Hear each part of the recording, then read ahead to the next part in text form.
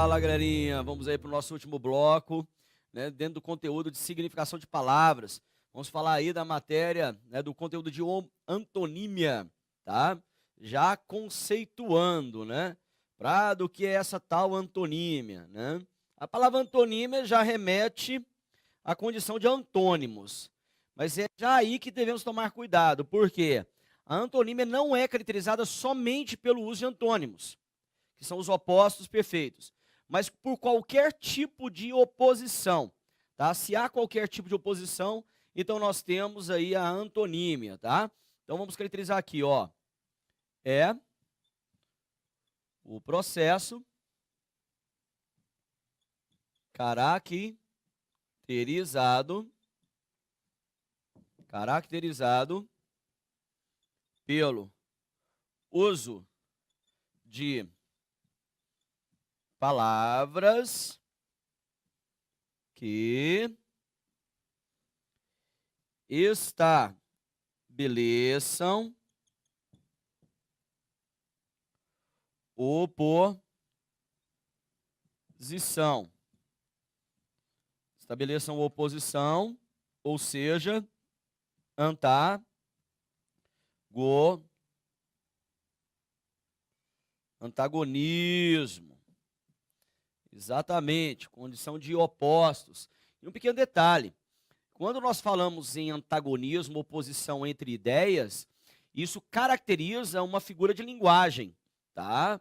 Qual é a figura de linguagem que caracteriza a oposição entre ideias? Nós chamamos isso de antítese. Exatamente, vamos colocar aqui esta observação importante, ó. Importante. Coloquem aí, ó. A oposição entre ideias caracteriza a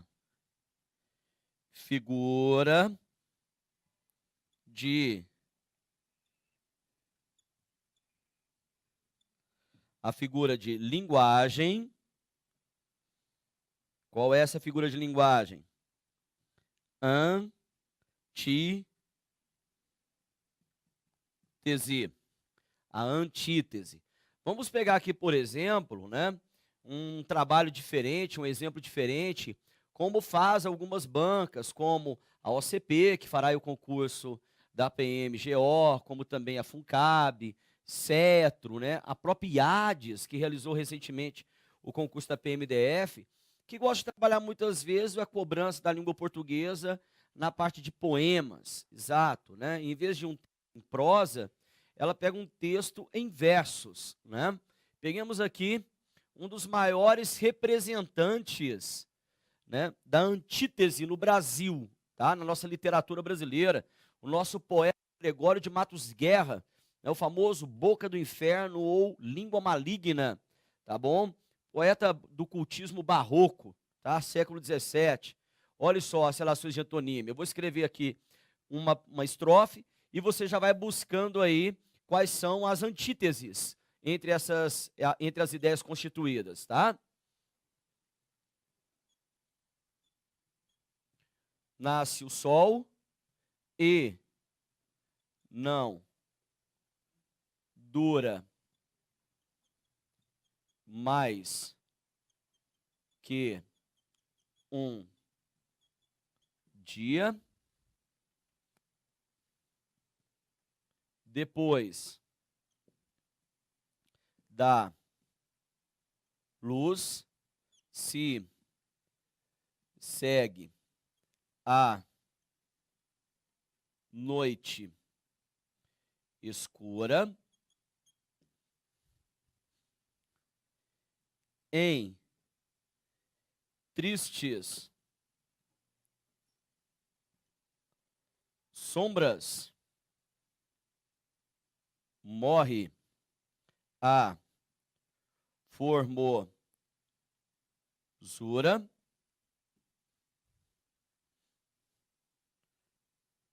Em contínuo nuas tristezas, a alegria. Nosso poeta aí, Gregório de Matos.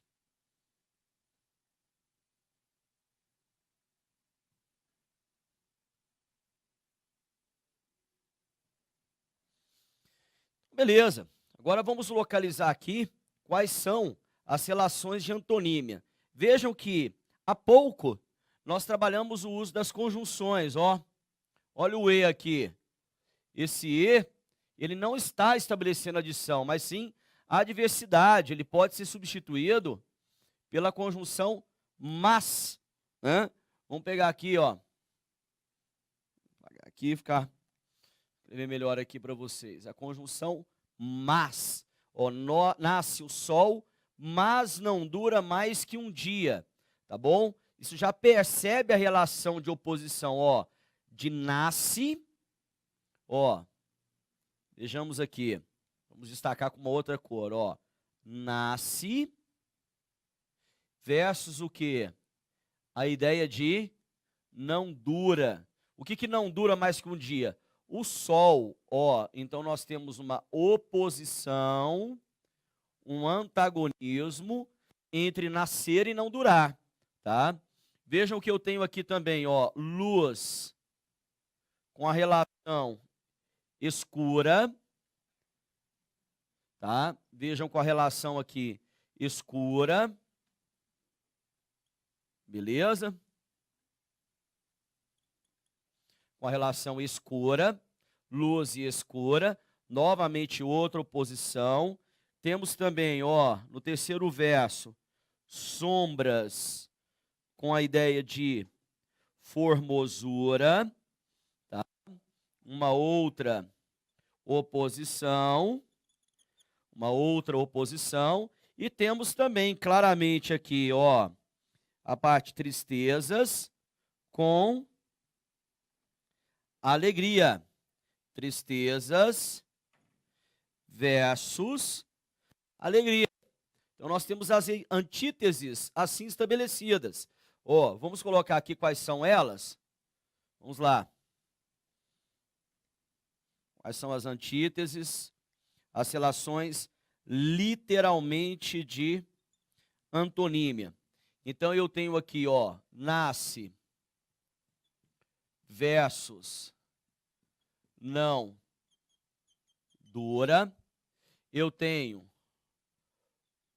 luz versus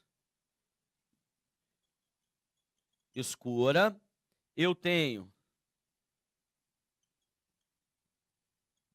sombras versus formosura. E eu tenho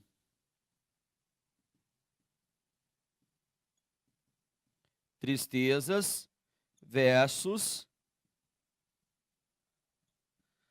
alegria, tá?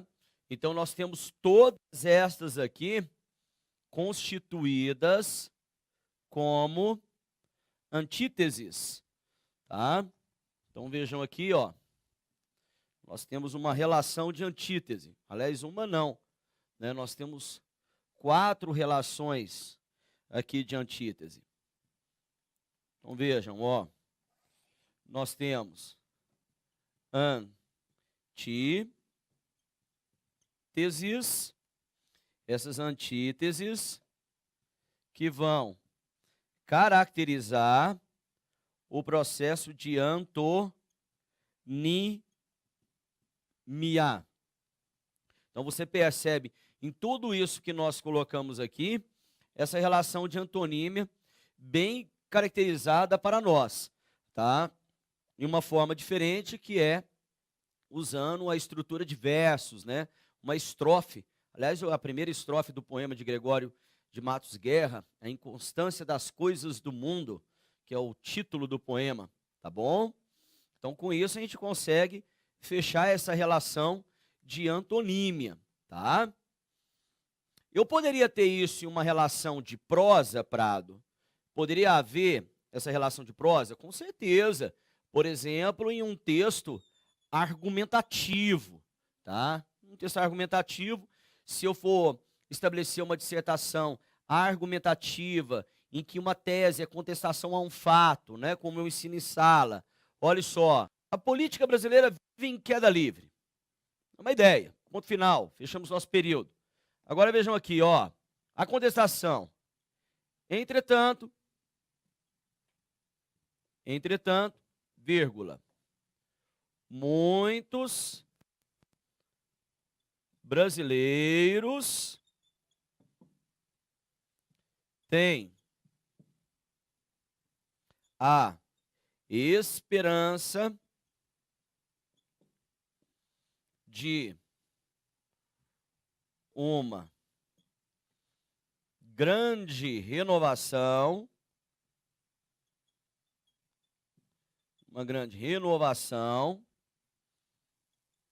nas próximas eleições. Então percebam aqui, amados, olhem só, percebam aqui que eu tenho um fato colocado aqui para vocês, ó, a política brasileira vive em queda livre, é um fato, tá? Um fato negativo. Aí eu venho com uma relação positiva, ó. O entretanto, ele vem para contestar, tá? É uma contestação. Se é uma contestação, é um antagonismo, é uma conjunção adversativa, ó. Adversativa, tá bom? Poderia colocar o porém, contudo, entretanto, todavia. Poderia colocar o mas. A diferença é que se eu colocar aqui o mas, a vírgula se torna proibida. O mas tem vírgula proibida. As outras conjunções adversativas aqui nesse contexto têm vírgula obrigatória, tá bom? Mas é uma conjunção adversativa, ó. Muitos brasileiros têm a esperança de uma grande renovação nas próximas eleições. Então aqui eu inicio com aspecto negativo e depois eu venho com aspecto o quê? Positivo. Você percebe claramente aqui, ó, a relação então de antonímia, antagonismo, antonímia. Beleza? Isso dentro de um parágrafo dissertativo argumentativo, um modelo para você que vai prestar concurso público, como foi a prova da PMDF IADES, tá certo? Pedindo aí a nós um texto dissertativo argumentativo. Isso aqui seria o início de uma introdução. Aliás, 2/3 da introdução já está feita. Precisaríamos só dos elementos aqui de desenvolvimento, tá? Mas o objetivo aqui agora é mostrar essa relação de antonímia. Se é uma relação de antonímia, então ficou caracterizada a figura de linguagem o quê? Antítese. Beleza, galera? Tranquilo isso? Entendido? Então, com isso aqui, a gente fecha a parte da antonímia e precisamos ver agora dois processos juntos, porque se interagem, tá? São eles, a hiperonímia e a hiponímia. Beleza? Vamos lá. Então, vejamos aqui. O quinto processo. São dois ao mesmo tempo. Nós temos hiponímia e hiperonímia.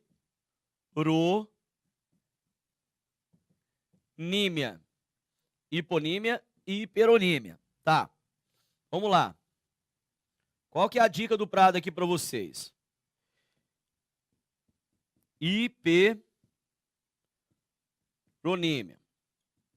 Como é que eu vou caracterizar?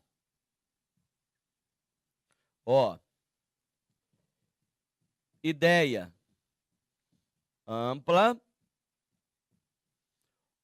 ou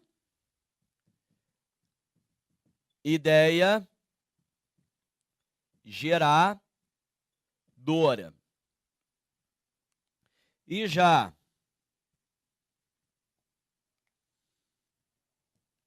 a hiponímia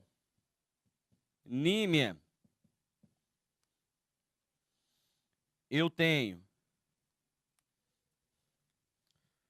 uma ideia específica ou ideia gerada. Uma ideia gerada, tá? Como é que isso funcionaria, Prado? Vamos exemplificar aqui ao lado. Eu gosto muito de trabalhar isso aqui, como também na teoria do discurso, quando eu ensino o meu aluno a fazer uma narração, tá? Vale também para o processo dissertativo argumentativo, mas principalmente para quem vai criar uma estrutura narrativa, a relação de hiperônimo e hipônimo, tá? Ideia geradora e ideia gerada, ou dentro da relação argumentativa, causa e consequência. Consequência se torna a causa de uma nova consequência. Vejam só, como seria isso? Dentro de uma estrutura narrativa, olha aqui, ó, preste atenção, vejam. Eu tenho aqui, ó, homem demitido,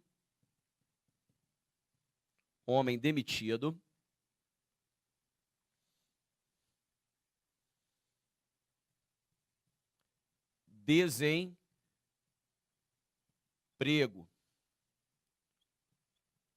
constante. Aí nós vamos, dificuldade financeira,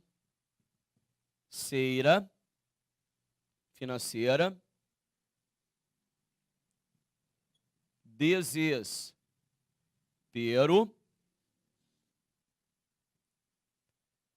assalto e prisão. Então vamos lá. Muitos acreditam que se uma prova de concurso público, em vez de um texto dissertativo, fosse um texto narrativo, seria bem melhor. Não é nada. O texto narrativo, ele possui mais dispositivos teóricos para ser executado do que um texto dissertativo argumentativo. O problema de um texto dissertativo argumentativo é o seu conhecimento de mundo, das coisas que te norteiam, né? Já o texto narrativo não, envolve criatividade, envolve conhecimento teórico para a criação textual, né?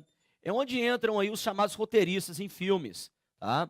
Você percebe aqui que entre essas seis ideias núcleo, você consegue prever aqui uma relação narrativa, né? Simples, mas uma relação negativa, né? Uma pessoa que, de repente, ela foi demitida, ela não consegue arrumar emprego, ou seja, um desemprego constante. Em decorrência disso, ela passa por dificuldade financeira. A dificuldade financeira dela leva o quê? Ao desespero. Em um desespero com pensamentos equivocados, leva essa pessoa a praticar um assalto, tá? Mal praticado, que o leva o quê? À prisão, tá? Eu poderia, por exemplo, dizer, na análise de um texto, em uma interpretação, por exemplo, tá, que o desespero, o assalto, é em decorrência do desemprego constante, aqui dentro da história. Talvez, por todos os elementos estarem em um contexto, em um mesmo contexto, você diga, sim, é isso mesmo. Negativo. Tá? O desemprego constante, uma pessoa demitida, tá? Nada tem diretamente a ver com a questão de uma pessoa assaltar. Estão dentro de um mesmo contexto, mas não é uma coisa que gera outra. Aí é que entra a relação de causa e consequência. A causa é quem gera, hiperônimo. Consequência é o gerado, hipônimo. Então percebam aqui, ó, olha só como é legal isso aqui. Eu tenho isso daqui para cá, ou seja, o homem demitido, isso leva ele a ficar na condição de quê? Então, isso gera isso. Aqui eu tenho hiperonímia, e aqui eu tenho hiponímia. O desemprego constante, por sua vez, leva a pessoa a ficar com dificuldade o quê? financeira. Agora isso aqui deixa de ser consequência e passa a ser causa disto aqui. Então eu tenho, ó, vejam, hiperonímia, esse aqui é hiponímia. Percebam que a dificuldade financeira, que é consequência do desemprego constante, passa a ser causa do desespero dele, a dificuldade financeira. Então tá aqui, ó. Vão acompanhando aqui a relação, que é importante, ó. Eu tenho a hiperonímia e aqui, ó, eu tenho a hiponímia. Estão vendo?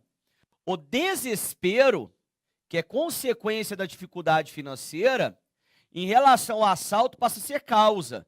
Então o desespero causa, leva a pessoa a praticar o quê?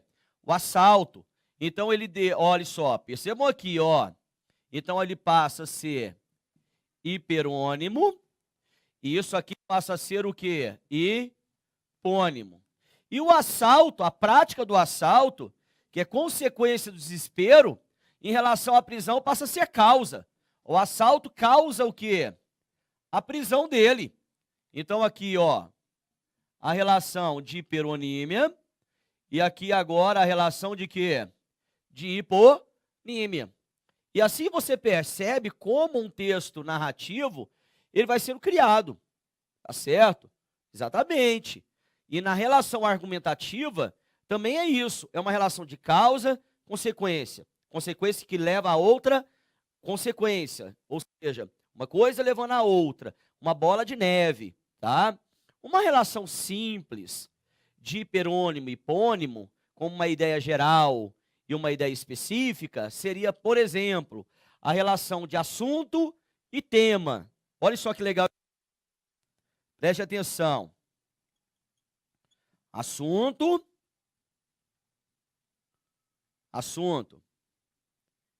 É uma ideia ampla. Assunto é uma ideia ampla. Então, hiperonímia.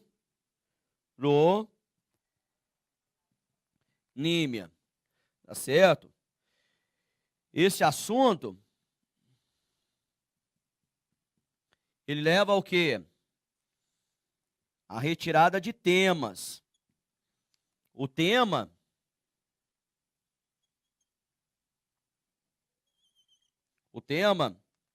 já é o quê? Hiponímia.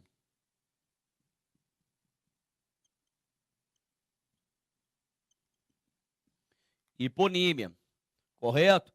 Então, olhem só, Prado, me dê um exemplo disso aqui, simples. Olha só um exemplo dessa relação. Vamos falar sobre violência. Tadeu, imagina uma pessoa começando a escrever um texto sobre violência.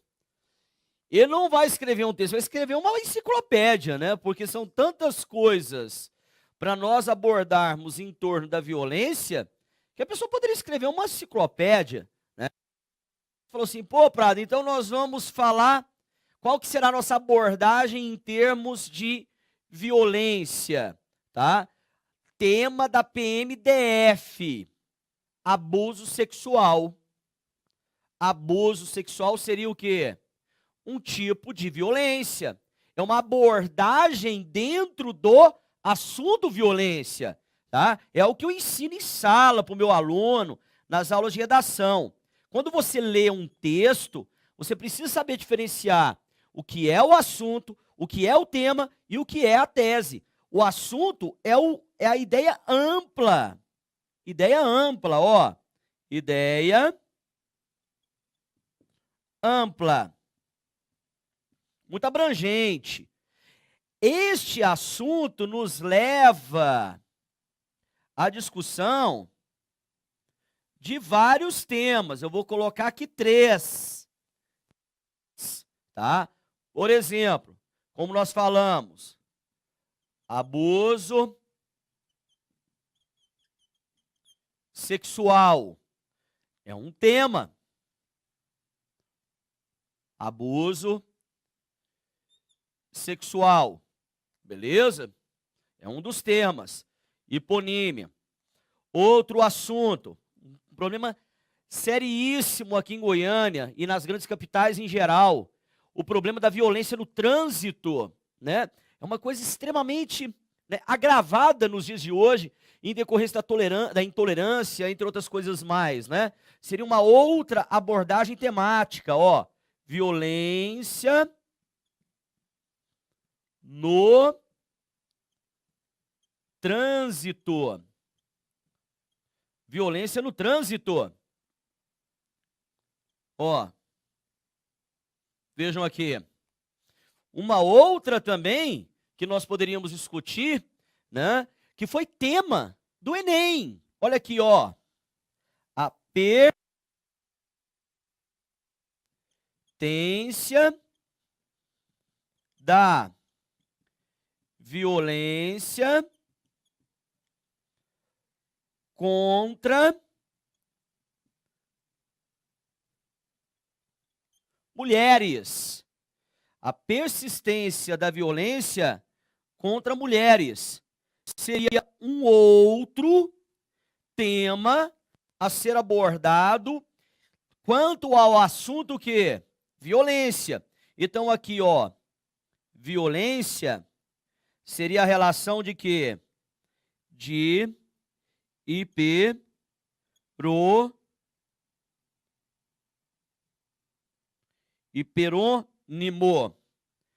Já o abuso sexual, a violência no trânsito e a persistência da violência contra a mulher caracterizaria o quê? Caracterizaria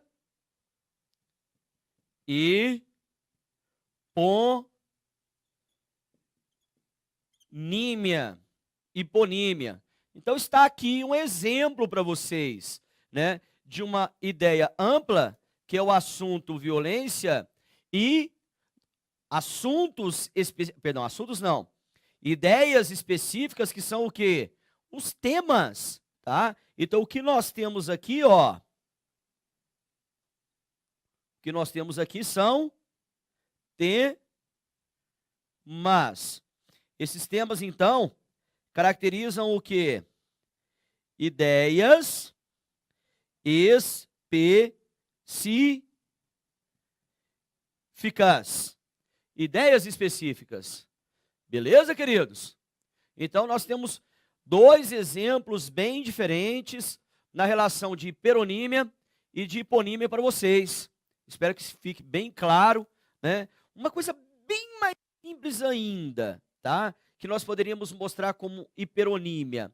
Por exemplo, eu falo animal, é uma ideia geral.